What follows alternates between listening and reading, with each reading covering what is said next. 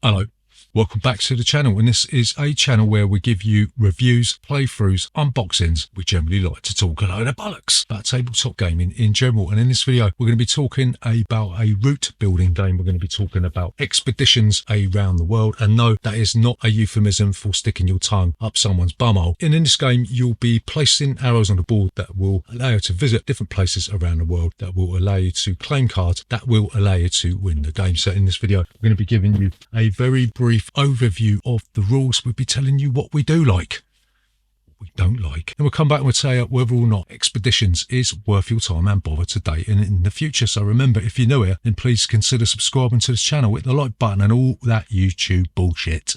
See you after this.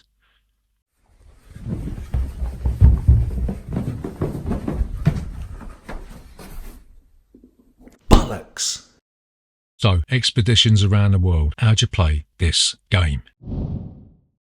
So Expeditions Around the World is a route building game that sees you trying to connect different locations together so you can claim their cards and get points. You're going to get 9 cards. If you look at the cards, you're going to see that there are locations on each card. And with the rest of the deck, you're going to draw the top 6 cards. And this is going to be sort of common public objectives that anyone can complete. Yeah? Only you can complete the ones in your hand. Once you've done that, you're going to take your 4 markers and you're going to choose 4 cards from your hand. You're going to place the markers on those locations. This is going to be sort of public knowledge so other players can see at least 4 of the locations that you're aiming for. Yeah. So on your turn, you are going to advance one of the 3 different coloured expeditions, right? All the expeditions start in the NATO headquarters in Northern Europe, and you're going to place one of the arrows linking one location to another. If an expedition has already been started, then you're going to have to place the arrow from the last arrow that was placed here, and you can't backtrack. So you can't place an arrow going in the opposite direction of another arrow. Once an expedition has advanced to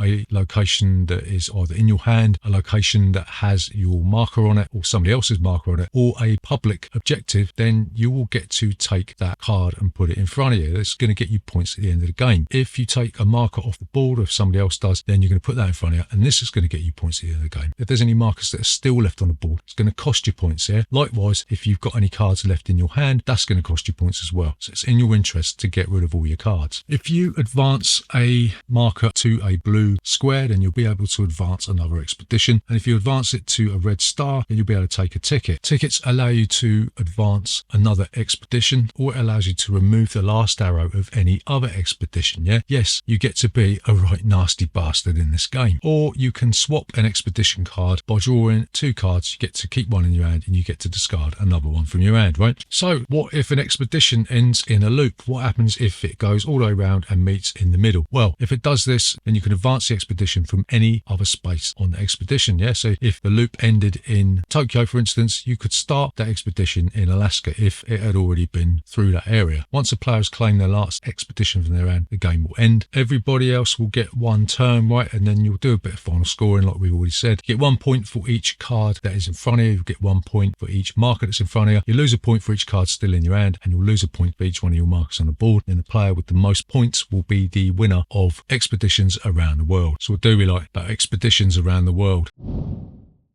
So the first thing that we really like about this, and we really do like about this, is that the board looks absolutely fucking amazing. Yeah, I mean, just look at the amount of detail that has gone into the art on this board. Yeah, okay, the southern hemisphere is a bit lackluster, but that's what you get when there's just a load of ocean between 2 continents, right? But you've got all the famous landmarks in there. They tried to make it look 3D. If you look at Africa, you've got Victoria Falls pops out of the board. Yeah, it's an astonishing piece of work, and they've really pushed the boat out and upped the bar in terms of artistic quality in this release. Yeah, super. So the second thing that we really like about this is that changing the directions of the expeditions can really screw over your opponents, and sometimes you just want to divert an expedition away from somebody's marker just to be a complete and utter shithead. Yeah, there's something really fun about somebody trying not to draw attention to one of the cards that's in their hand or one of the markers that's on their board, and when you divert divert that arrow away from Indonesia, for instance, whilst this player is close to fulfilling all of their cards, then just hearing them moan with apathy is a really satisfying thing. So the final thing that we like about Expeditions Around the World is that you can use the loop aspect of this game to your strategic advantage. Yeah, placing some arrows that complete loops will help you move across the map, revisiting places that were otherwise inaccessible due to other people being complete bastards. Yeah, so just because an expedition has moved over the other side of the world, there's nothing to be worried about, because completing a loop or just using the wraparound locations will help you get back on track, quite literally. So what don't we like about Expeditions Around the World?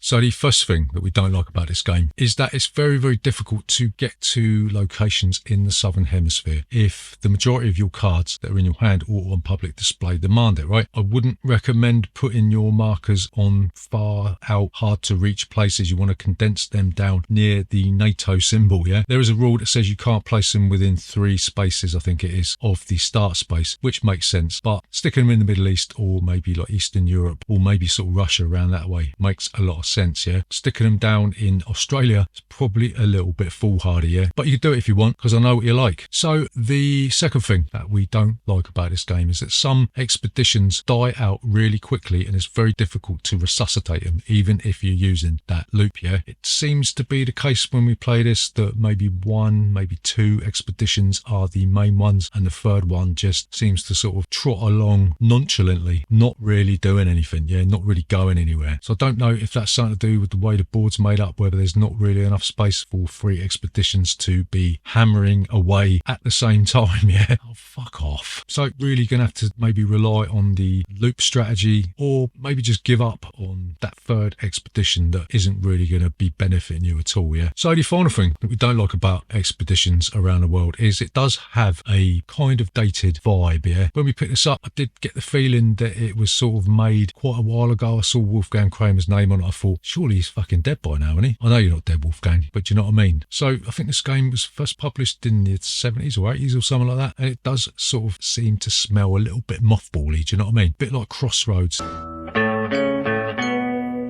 stale tobacco with boiled vegetables, you know, that horrible 70s 80s vibe. Basically, I'm trying to say it's a little bit dated, you know. To summarise, is Expeditions Around the World worth your time and bother today and in the future?